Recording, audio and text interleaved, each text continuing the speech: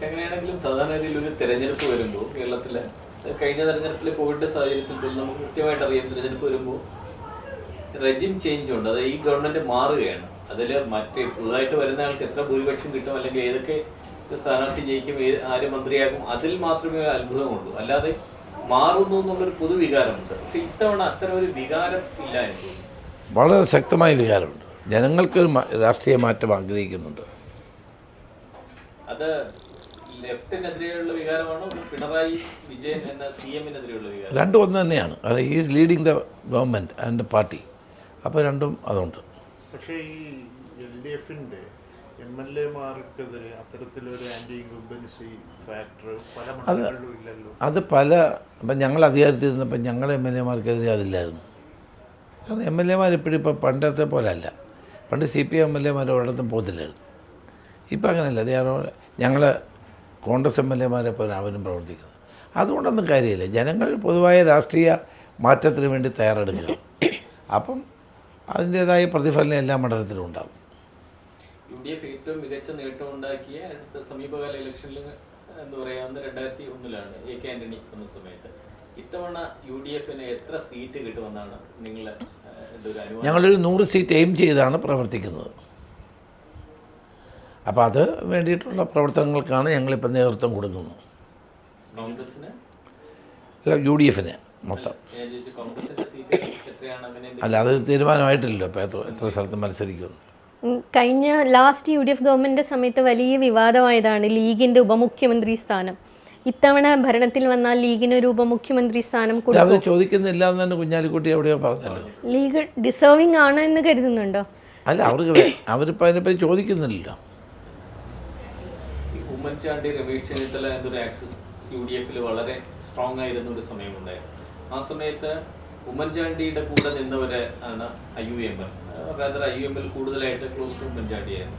ഇപ്പോൾ രമേശ് ചെന്നിത്തലയെ അവരുടെ നേതാവായിട്ട് ലീഗ് അംഗീകരിച്ചു കഴിഞ്ഞു. അല്ല, നമ്മളെല്ലാവരും ഒരുമിച്ചാണ് പ്രവർത്തിക്കുന്നത്. അപ്പം അങ്ങനെ ഒരാളുടെ ലീഡർഷിപ്പ്, അന്ന് ഉമ്മൻചാണ്ടി മുഖ്യമന്ത്രിയായിരുന്നു, സ്വാഭാവികമായിട്ടും മുഖ്യമന്ത്രിയായുടെ ലീഡർഷിപ്പ് അംഗീകരിക്കപ്പെടുമല്ലോ എല്ലാവരും. അത് ഈ കോയിലേഷൻ UDF ആകുമ്പോൾ. ഇപ്പോൾ ഇവിടെ ഇങ്ങനെ ഗവൺമെൻറ് വന്നിട്ടില്ലല്ലോ. ഇപ്പം ഞങ്ങളെല്ലാവരും ഒരുമിച്ച് വളരെ സൗഹാർദ്ദതയോടെയാണ് പ്രവർത്തിക്കുന്നത്. ഇപ്പോൾ ഈ മുന്നണിക്കകത്തൊന്നും ഒരു തർക്കങ്ങളോ പ്രശ്നങ്ങളോ ഇല്ല. ഒരു നല്ല അന്തരീക്ഷത്തിലാണ് പോകുന്നത്. ലീഗിന് കുറച്ചുകൂടി താല്പര്യം VD സതീഷിനോടാണെന്നൊരു സംസാരമുണ്ട്. അത് അതിൽ നല്ലതല്ലേ? It's A good thing. പാർട്ടിയുടെ മുന്നണിയുടെ നേതാവ്, പ്രതിപക്ഷ നേതാവായിരിക്കുമ്പോൾ അദ്ദേഹത്തോട് താല്പര്യം ഉണ്ടാകുന്നത് കോൺഗ്രസ്സിന് നല്ലതല്ലേ? അങ്ങ് ത്യാഗിയാവോ? പാർട്ടി തീരുമാനിക്കട്ടെ. നേരത്തെ പറഞ്ഞ ഈ വികസനത്തിൻ്റെ ഒരു സ്ഥാനം പറഞ്ഞു, UDF ഭയങ്കര വികസനത്തിന് വേണ്ടിയാണ് നിൽക്കുന്നത്. പിന്നെ എനിക്കൊരു സംശയമുള്ളത്, ഇപ്പോൾ ഈ സർക്കാർ എടുത്ത ഒരു വിവാദമായിട്ട് അങ്ങ് ഉൾപ്പെടെ എതിർത്ത സ്ഥാനമുണ്ട്, ബ്രൂവറിയുടേത്, പിന്നെ ഈ ബാറിൻ്റെ സമയം നീക്കിയത് ഒക്കെ ഉണ്ട്. UDF ഭരണത്തിൽ വന്ന് ഈ തീരുമാനങ്ങൾ റദ്ദാക്കും? അല്ല, അത് ഓരോ ഗവൺമെൻറ്റുകളും വരുമ്പോൾ ഓരോ സമയത്ത് എടുക്കുന്ന മദ്യനയത്തിൻ്റെ അടിസ്ഥാനത്തിലായിരിക്കും തീരുമാനം. എല്ലാ വർഷവും സാമ്പത്തിക വർഷത്തിൽ നമ്മൾ മദ്യനയം പുറപ്പെടുവിക്കണം. അപ്പം ആ വരുന്ന ഗവൺമെൻറ്റിൻ്റെ ഇച്ഛാശക്തി അനുസരിച്ച് തീരുമാനമെടുക്കും. അല്ല, നമ്മൾ ബ്രൂവറി ഡിസ്റ്ററിയെ ഞാൻ ആദ്യം എതിർത്തത് എന്താ ഞാൻ പറയാം. എന്താ എതിർത്തത്? ഒരു വെള്ളക്കടലാസിൽ സ്ഥലം എവിടെയാണെന്ന് പോലും അറിയാതെ 4 പേർക്ക് ഡിസ്റ്ററിയും 2 ഡിസ്റ്ററിയും 4 ബ്രൂവറി അനുവദിക്കാൻ എഴുതി കൊടുത്തു. ഒരു പ്രോപ്പർ ആപ്ലിക്കേഷൻ പോലുമില്ല. സ്ഥലം എവിടെയെന്നറിയില്ല. സ്ഥലമില്ല. കിൻഫ്രയുടെ സ്ഥലത്ത് ആണ് ആരംഭിക്കാൻ ഒരു കൂട്ടർ ആവശ്യപ്പെട്ടത്. ഒരു കൂട്ടർക്ക് സ്ഥലമേ ഇല്ല. ശ്രീചക്ര സ്ഥലമേ ഇല്ല. ഇങ്ങനെ വന്നു കഴിഞ്ഞപ്പോഴാണ് ഞാൻ അതിനെ എതിർത്തത്. അതുപോലെ തന്നെ ഇത്തവണ കൊണ്ടുവന്നത് ഒരു ദേശീയ തലത്തിൽ പ്രവർത്തിക്കുന്ന ഒരു വലിയ ഗ്രൂപ്പ്, ഒരു അബ്കാരി group, bottling plant, brewery, distillery എല്ലാം കൂടി പുൽപ്പള്ളി നമ്മുടെ പാലക്കാട്ട് ഇതാരംഭിക്കാൻ വന്നു. അത് നമ്മൾ എതിർത്തു. എലപ്പുള്ളി. കാരണം അവിടെ ജനങ്ങൾക്ക് കുടിക്കാൻ പോലും വെള്ളമില്ല. തൊട്ടപ്പുറത്താണ്, അടുത്ത പഞ്ചായത്തിലാണ് ഇവർ തന്നെ കൊക്കക്കോള പൂട്ടിച്ച് വിട്ടത്. ഇതേ ആളുകൾ തന്നെയാണ് വെള്ളമില്ലെന്ന് പറഞ്ഞ് സമരം ചെയ്യുന്നത്. അവർ പറഞ്ഞ മലമ്പുഴയിൽ വെള്ളമുണ്ട്. മലമ്പുഴയിലെ വെള്ളം അവിടെ വ്യവസായ ആവശ്യങ്ങൾക്കുമില്ല, കുടിക്കാനുമില്ല. പാലക്കാട്ടെ മുഴുവൻ ജനങ്ങൾക്കും വെള്ളം കിട്ടുന്നത് മലമ്പുഴ ഡാമിൽ നിന്നാണ്. അങ്ങനെ ഒരു റെയിൻ ഷാഡോ റീജിയനിലാണ് ഇവരിതെല്ലാം കൂടെ കൊണ്ടുവരാൻ തീരുമാനിച്ചത്. അതിനെയാണ് ഞങ്ങൾ എതിർത്തത്. ഈ ബാറിൻ്റെ ടൈം ബാർ സമയം കൂട്ടിയിട്ടില്ല, അത് ക്രമീകരിക്കാമെന്ന് അവർ പറയുന്നത്. ഇപ്പോൾ അതിൽ കുഴപ്പമില്ല. അതൊന്നും ആവശ്യമില്ലാത്തതാണ്. ഇത് ഞാൻ പലരോടും ചോദിച്ചു, അവർ 9-9:30 ഇത് അടയ്ക്കും. പിന്നെ എന്തിനാണിത്? എനിക്ക് മനസ്സിലാകാത്ത കാര്യമാണ്. എൻ്റെ കോൺസ്റ്റിറ്റ്യൂൻസിൽ ഒരു ബാറുകാരനോട് ഞാൻ ചോദിച്ചു, നിങ്ങൾ എത്ര മണിക്ക് അടയ്ക്കും? സാർ ഞങ്ങൾ 10:30 അടയ്ക്കും. പിന്നെ 12 മണി വരെ എന്തിനാണ് കിട്ടുന്നത്?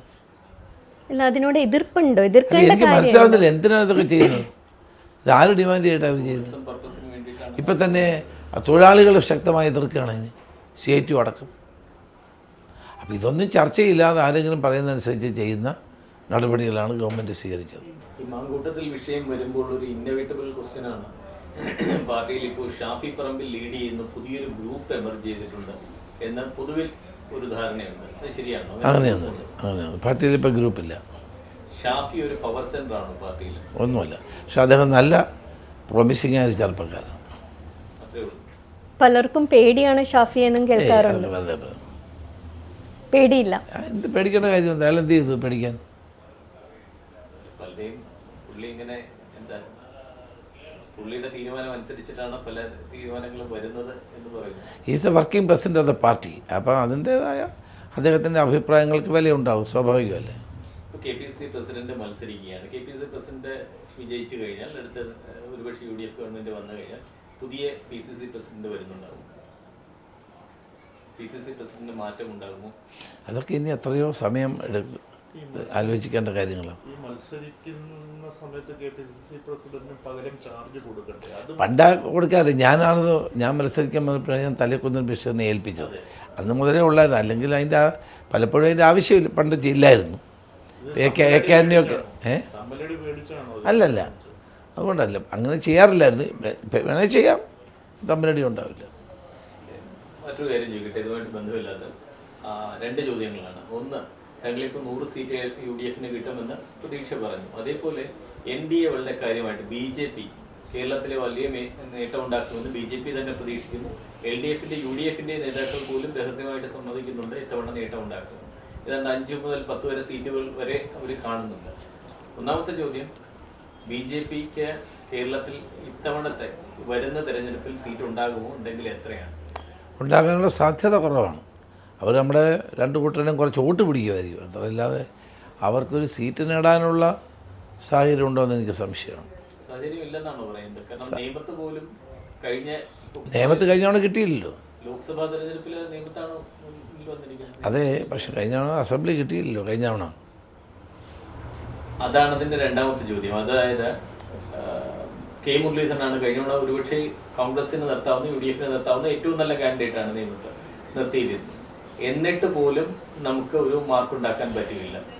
ഇത്തവണ UDFില് അല്ലെങ്കിൽ കോൺഗ്രസ്സില് നിയമത്തൊരു കാൻഡിഡേറ്റിനെ കണ്ടെത്തുന്നതിൽ പ്രതിസന്ധിയുണ്ടോ?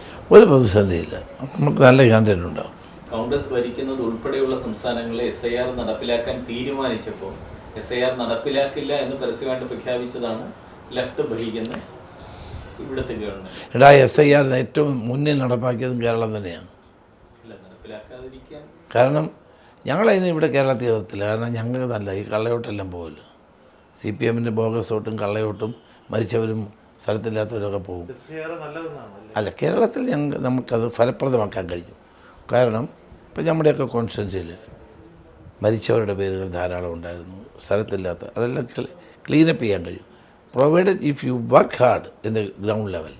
താഴെ ഇവിടെ ഇപ്പോൾ BJP ജയിക്കുന്ന സംസ്ഥാനമല്ല, അവർക്ക് ഇവിടെ ഒരു ഇൻട്രസ്റ്റും ഇല്ലാത്തതുകൊണ്ടാകാം ഇവിടെ ഒരു വെട്ടിനിർത്തൽ നടത്തില്ല.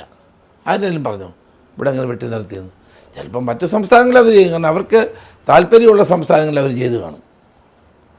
SIR വന്നതിന് ഇവിടുത്തെ ഒരു പൊളിറ്റിക്കൽ പാർട്ടി എതിർത്തില്ല. Why? It's a cleaning up. ഇവിടെ അങ്ങനെ BJPയുടെ ഒരു അമിതാധികാരമോ മറ്റു കാര്യമോ പ്രയോഗിക്കാൻ അവസരം നമ്മൾ കൊടുത്തില്ല. ഗ്രൗണ്ട് ലെവലിലൊക്കെ നമ്മുടെ ആളുകളെല്ലാം എല്ലാ BLAമാരും പാർട്ടിയും ഒക്കെ സജീവമായിരുന്നു. ഈ പറഞ്ഞതുപോലെ SIR വേണ്ടതായിരുന്നു എന്നാണ് താങ്കൾ? എന്നല്ല ഞാൻ പറഞ്ഞത്. SIR is A process. കാരണം ഇന്ത്യയിൽ ഇപ്പം തന്നെ അത് ഓരോ ഇത്ര വർഷം കൂടിയിരിക്കുമ്പോൾ വോട്ടർ പട്ടിക റിവിഷനുണ്ട്, ഇൻറ്റൻസീവ് റിവിഷൻ. ആ റിവിഷനാണ് നടന്നത്. പക്ഷേ പല സംസ്ഥാനങ്ങളിലും BJP എന്ത് ചെയ്തു? അവർക്ക് കിട്ടാത്ത ജനവിഭാഗങ്ങളുടെ വോട്ടുകൾ വെട്ടിമാറ്റി. അങ്ങനെയാണ് ബീഹാറിലും ബംഗാളിലും ഒക്കെ പ്രശ്നങ്ങളുണ്ടായി, ആസാമിലുമൊക്കെ. ഇവിടെ അതില്ല. ഇവിടെ ഞങ്ങളെ all political parties are very vigilant. അതുകൊണ്ട് അവർക്ക് ഇത് ചെയ്യാൻ കഴിയുന്നില്ല. ഒരുപക്ഷെ ഞാൻ നേരത്തെ പറഞ്ഞ പോലെ BJPക്ക് ഇവിടെ വലിയ സ്റ്റേക്ക് ഇല്ലാത്തതുകൊണ്ടാകാം അവർ ചെയ്യാത്തത്.